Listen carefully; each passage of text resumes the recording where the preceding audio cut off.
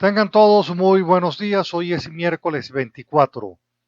Como todos los días, le doy gracias a Dios porque me permite estar con todos ustedes. A ustedes gracias siempre por la sintonía con la que apoyan el programa. Una bendición temprana. Dios los bendiga a todos, absolutamente a todos.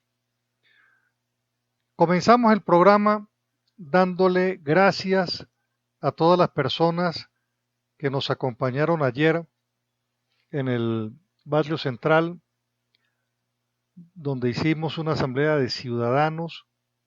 Estuvimos en compañía del licenciado Javier Tarazona, quien siempre está conmigo en estas charlas, en estos conversatorios que llevamos adelante en las distintas comunidades. Agradecer a todas las personas que asistieron, por supuesto. Agradecer también a los representantes de las fuerzas políticas que fueron también a acompañarnos en ese proceso. De tal manera entonces que a todos de verdad, gracias. Recuerden que la misión, el trabajo, es seguir instruyendo, orientando, persuadiendo y convenciendo del fraude en el que estamos, el fraude constitucional en el que estamos. Quiero empezar esta, esta intervención hoy hablando de el tema de la expropiación de 8 fincas en el Táchira. Expropiaron 8 fincas y se las pasan a la Fuerza Armada Nacional. Aquí empezamos a hablar de lo siguiente. ¿Es acaso la Fuerza Armada una fuerza que está experimentada para asumir las labores del campo? No, no lo está.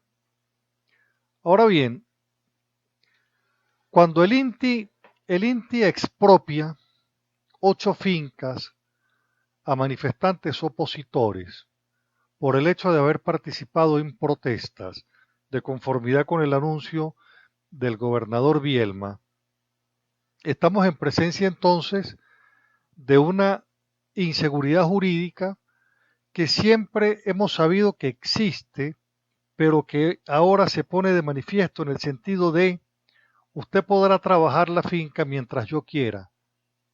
Yo se la quito cuando yo quiera. Eso es lo que está diciendo el gobierno.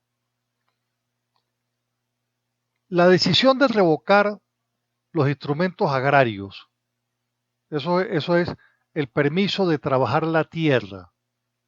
O sea, el Estado le entrega a usted un permiso para trabajar la tierra.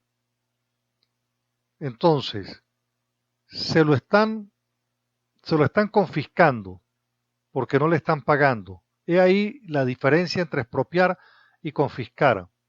El gobierno aquí no está expropiando, está confiscando, te está quitando las cosas, porque la expropiación tiene un requisito sine qua non. Lo declara un juez y antes de declarar la expropiación tienen que pagarle lo que vale. Entonces, como eso no ha sucedido, pues simplemente se lo están confiscando. ¿Qué le están quitando? Lo que es de esa gente. Lo que es de esa gente. Se lo están simplemente quitando. Entonces se van a hacer la inspección y entonces dicen que existe tercerización, venta sin autorización válida otorgada por el INTI, incumplimiento de la función social. Por cierto, la función social es la producción. Ausencia de solvencia laboral, presencia de indocumentados, forma parte de las irregularidades que el organismo verifica en estas fincas, en estas inspecciones. Ahora bien, estas faltas están convertidas en el delito para que a usted le quiten la función social de la tierra que es la producción. Eso es lo que está sucediendo. Esto está convertido ahora en delito, lo han convertido en un delito y el pago de ese delito es perder el predio sobre el cual usted está trabajando. Y el predio además entonces se lo entregan, se lo transfieren a la Fuerza Armada Nacional. Y aquí vuelvo sobre el discurso de la revolución. El cuento no era de que la tierra había que dársela a quien la trabaja. Eso era lo que decía la revolución. La tierra hay que dársela a quien la trabaja. Bueno, la Fuerza Armada no trabaja la tierra. Así de sencillo. La Fuerza Armada no trabaja la tierra. Todos esos animales van a terminar en parrilla. No trabaja la tierra. La Fuerza Armada no trabaja la tierra. La Fuerza Armada no es ni siquiera autosustentable. Así de sencillo. Entonces, ¿dónde se está perdiendo la función social? En la transferencia a la Fuerza Armada. Es ahí donde se pierde la función social. ¿Por qué? Porque la especialidad de la Fuerza Armada no es estar cuidando fincas, ni estar haciendo producir fincas. Esa no es la función de la Fuerza Armada. Y entonces la contradicción del discurso. La revolución se inspiró cuando hizo la ley de tierras hablando de que la tierra es de quien la trabaja. Y entonces, ¿por qué no se la dieron a la gente que trabaja?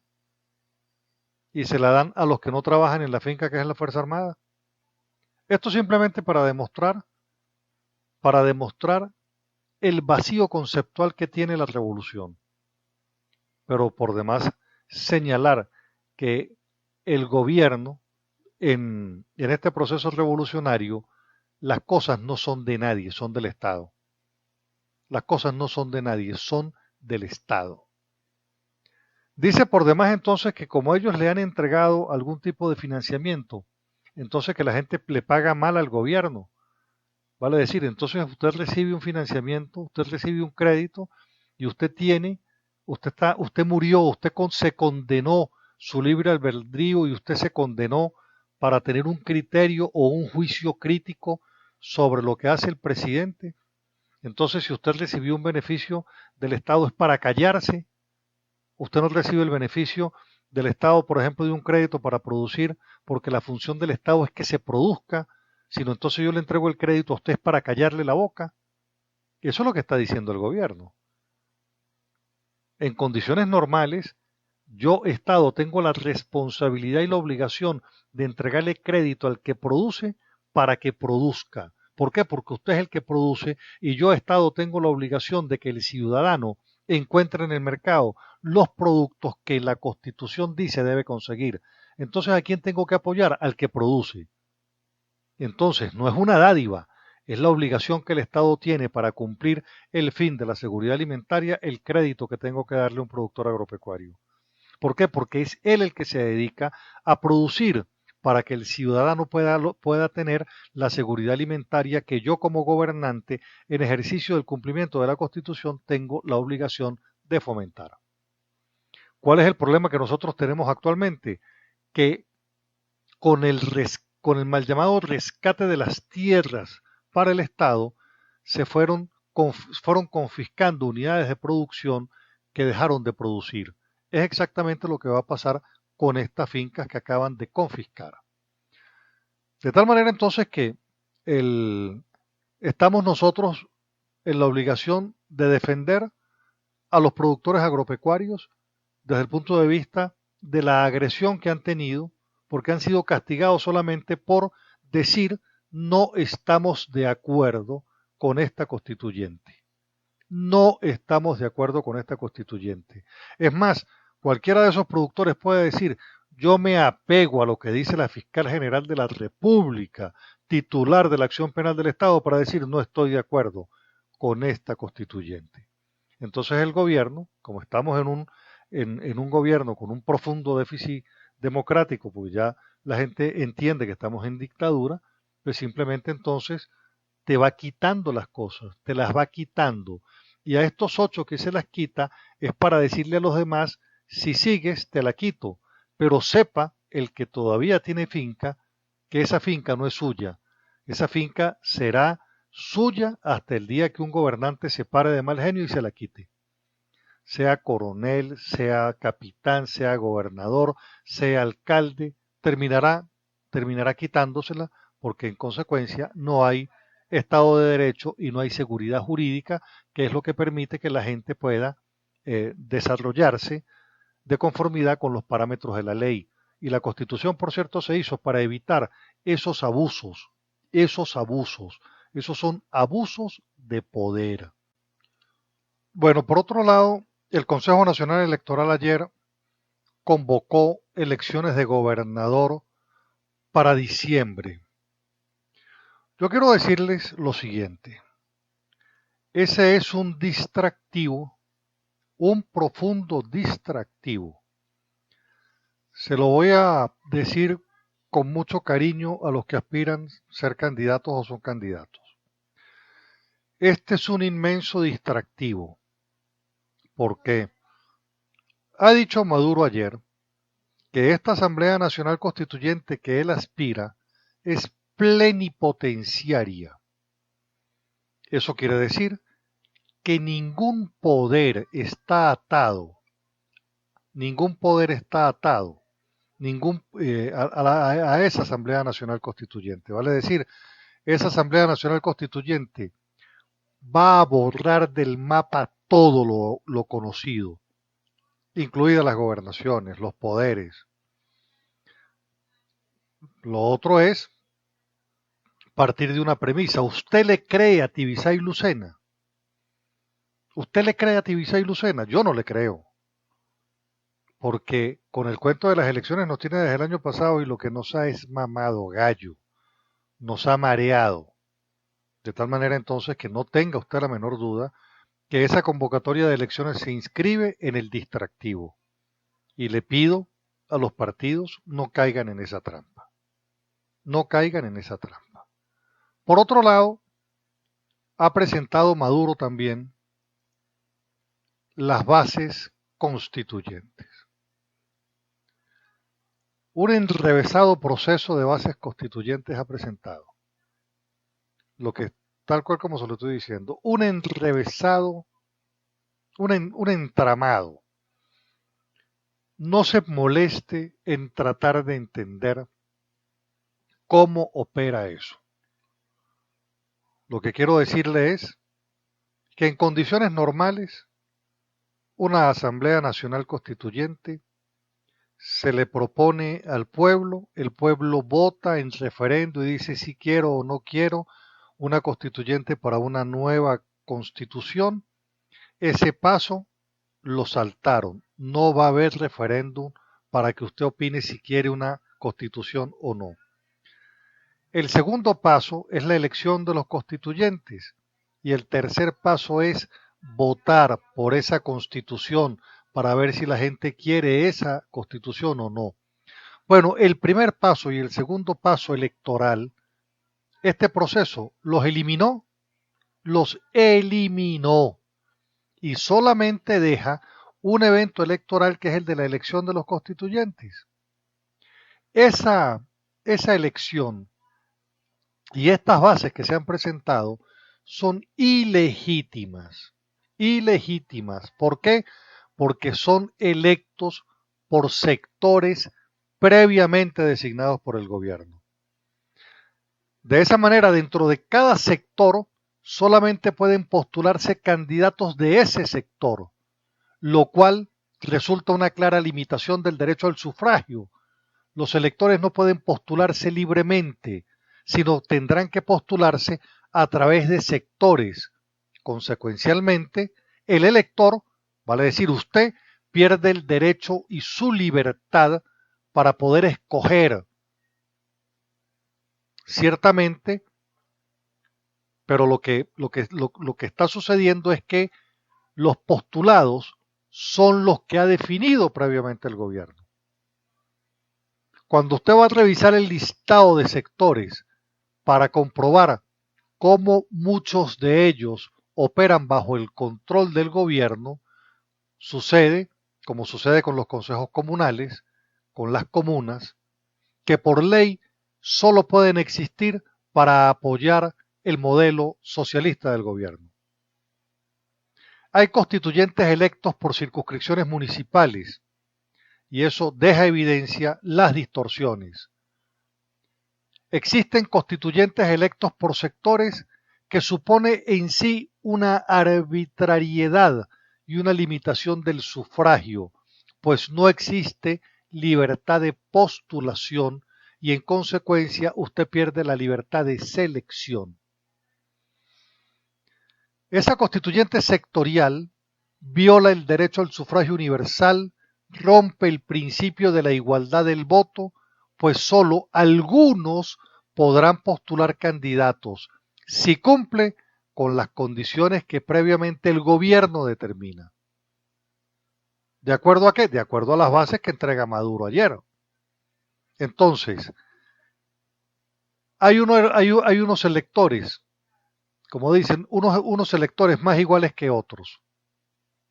Esta Asamblea Nacional Constituyente que aspira al gobierno es y va a tener un poder absoluto, escúchelo bien, absoluto, si llegan a constituirse. Y se constituye para montar el modelo comunista. De eso no tenga usted la menor duda. Lo demás es ese enrevesado, que si uno por municipio, que si los distintos sectores, no se preocupen en determinar cómo es eso.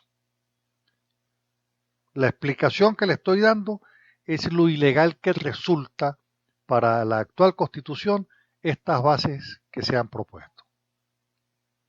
Pero quiero también decirles lo siguiente. Ya existen nuevas personas que están diciendo que esta constitución no es por lo menos no está dentro de la aspiración que la gente tiene. Ya llevamos dos magistrados del Tribunal Supremo de Justicia que han dicho que no están de acuerdo con lo que está sucediendo. Es más, hoy se pronunció un magistrado diciendo, presidente, reflexione, esa no es la vía, esa no es la vía, le están diciendo al presidente Maduro, a Maduro, le están diciendo, esa no es la vía, lo cual indica que estos dos magistrados se suman, magistrados del Tribunal Supremo de Justicia, entre ellos la magistrada Marisela Godoy, dice que ella rechaza el llamado a la constituyente y como chavista está diciendo que se está violentando el principio de participación protagónica que por casualidad ayer yo se los comentaba. Dice que se pierde la propuesta de Chávez. Dice que se pierde la propuesta de Chávez. Ella dice que Chávez había dicho que esa constitución no podía ser modificada y de conformidad con lo que ella está señalando, pues va a ser totalmente modificada. Entonces, ella misma aclara que esa manera de elegir de forma segmentada es inconstitucional. Cuando usted ve que el propio chavismo está diciendo no estoy de acuerdo con el madurismo, es porque esa grieta en el muro de la revolución ya se está profundizando. Ya se está profundizando. Ha dicho esta magistrado además lo siguiente. No conozco, abro comillas, no conozco, no entiendo cuál es el criterio de valoración de un grupo minúsculo que no representa al país que pueda lograr llegar hasta esta instancia que acabe con la soberanía popular. Cierro comilla. ¿Qué tal lo que dijo la magistrada? Vuelvo a leérselo. Y dígaselo, por favor, para que lo escuchen los chavistas. Esta magistrada que es chavista dice, abro comillas, no entiendo cuál es el criterio de valoración de un grupo minúsculo que no representa al país. Bueno, ese grupo minúsculo al que hace referencia esta magistrada es precisamente a Nicolás Maduro. Es precisamente a Nicolás Maduro. Esa declaración de la magistrado se suma a la declaración de la fiscal Luisa Ortega Díaz, que ha dicho que tampoco está de acuerdo, que se acaba el legado de Chávez, es lo que está diciendo también la magistrada, la fiscal general de la República, que se suma a lo que ya ha dicho esta, esta magistrada Godoy, que además se suma al pronunciamiento que ayer hizo otro magistrado. Estamos hablando entonces de una situación del magistrado Danilo Mojica, de la Sala de Casación Social. A esto se une por demás la declaración del mayor general Cliver Alcalá Cordones, quien ha dicho que tampoco está de acuerdo. Y ahí sigue esa lista que se va a hacer interminable de chavistas que no están de acuerdo con la convocatoria que hace Nicolás Maduro. Bueno, fíjense, ahora vamos a ver un tema que a propósito de la propuesta de la Asamblea Nacional de solicitar un referéndum consultivo, que es una propuesta que en mi criterio confunde a la sociedad, confunde a la gente. Yo les voy a leer lo que debió haber hecho la Asamblea Nacional o que todavía pudiera ser, que es una enmienda. Porque la enmienda constitucional, fíjese usted, es una modificación de un artículo o es agregar un artículo. Si yo agrego un artículo estableciendo el mecanismo de elección de los constituyentistas, por ejemplo, entonces apruebo la iniciativa de ese artículo con el 30% de los integrantes de la Asamblea Nacional, que la oposición lo tiene. Ese 30% presenta ese artículo, ¿verdad?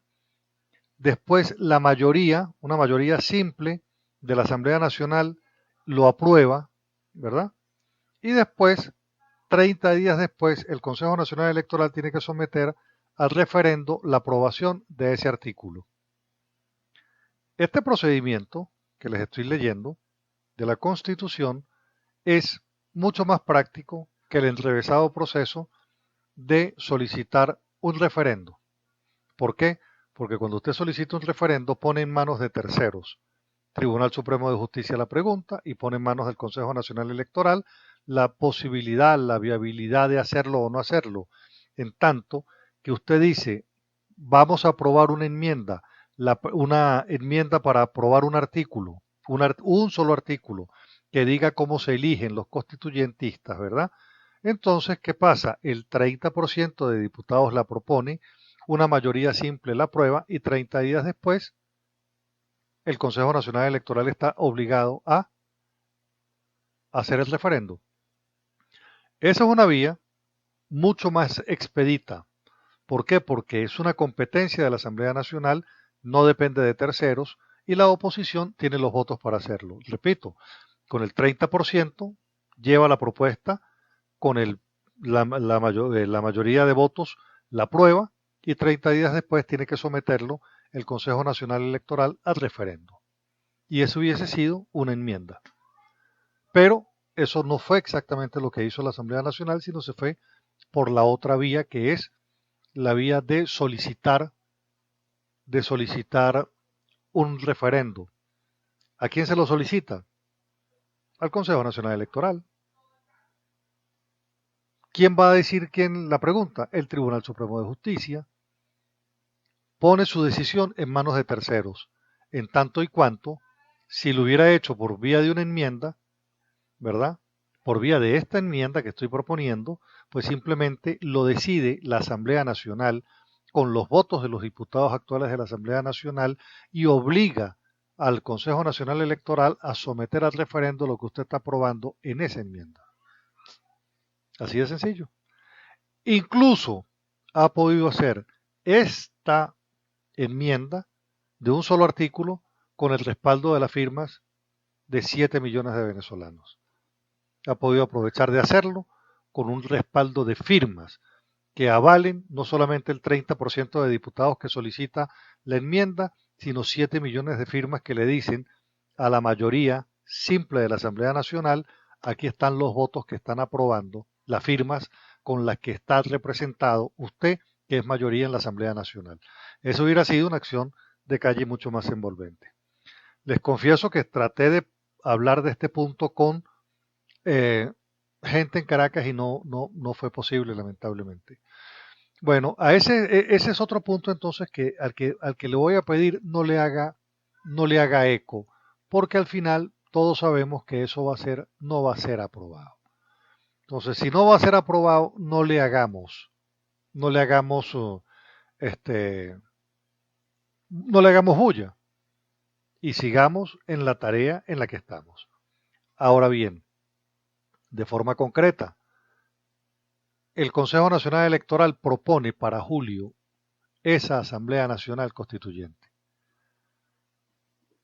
Quiere decir que si el pueblo venezolano no es escuchado bajo presión, bajo la presión que el pueblo viene haciendo, a julio de este año, y montan esa Asamblea Nacional Constituyente, habremos perdido la patria, la república y la vida democrática, así como se lo estoy planteando. Entonces, no hay tiempo para distraerse, no hay tiempo para discusiones baladinas que no nos llevan a ningún lado. Aquí lo que está planteado en julio es que si el gobierno logra constituir esa asamblea, que como bien lo dijo la magistrado Godoy, que es chavista, es un grupúsculo minoritario que no representa al país. Fíjense quién lo dice, una magistrada chavista. Vale decir, no, Carlos Casanova tiene una manera de interpretar las cosas, por esta magistrado chavista ha agregado a lo inconstitucional del proceso y a lo antipolítico que resulta para el chavismo ese proceso, ha agregado un hecho adicional. Es decir, que ese es un grupúsculo minoritario, refiriéndose precisamente a Nicolás Maduro. Entonces, nosotros no podemos caer en la distracción ni de esas bases enrevesadas que presentó Maduro, de que si uno aquí y otro allá y otro más acá, y entonces vamos a sacar constituyentes. Ahí no hay que detenerse en eso. Simplemente sepa que usted tiene el derecho de convocar una asamblea constituyente por vía de un proceso electoral y se lo negaron. Y usted tiene el derecho de aprobar o no una constitución y ya Elías Agua dijo que no se va a votar la constitución. Entonces, el fraude ya está más que planteado. Ya está más que planteado y gana adeptos dentro del chavismo oficial, que no son oposición, pero son chavistas. Gana adeptos desde el punto de vista de decir, como dijo la magistrada Godoy, son un grupete, no es constitucional, es ilegal el procedimiento. Lo dice la fiscal general de la República. De tal manera que mal podemos nosotros salir a distraernos o en elecciones de gobernadores, que quiero que lo sepan, instalado el Consejo Comunal, olvídese que hay elecciones de gobernador ni de alcaldes, por favor, lean las leyes del Estado comunal. Y lo otro que quiero indicar, no vamos a distraernos en el tema que la propia Asamblea genera desde el punto de vista de la solicitud de un referendo revocatorio que van a decir que no dentro de 2 meses. En eso no podemos distraernos y la protesta democrática, cívica, pacífica y constitucional debe seguir tocando las campanas de la calle con oración también. Bueno, llegamos a la parte final del programa. Espero le haya gustado. Mi teléfono es el de siempre, 0424-724-4318. Sígame por favor en Twitter, @Carlos Casanoval, en Facebook Carlos Casanova. Recuerde, este programa lo puede oír en Facebook, que ahí lo cuelgo también. Bueno, Dios los bendiga a todos. Regáleme usted a mí también su bendición. Hoy es la marcha de los abogados. Sale desde el colegio de abogados. Que la preciosa sangre de Cristo nos cubra y nos proteja con su manto hoy y todos estos días en la lucha por la libertad, que es también la lucha por nuestra defensa a la libertad religiosa. Nos encontramos mañana con el inmenso favor de Dios. Muchas gracias.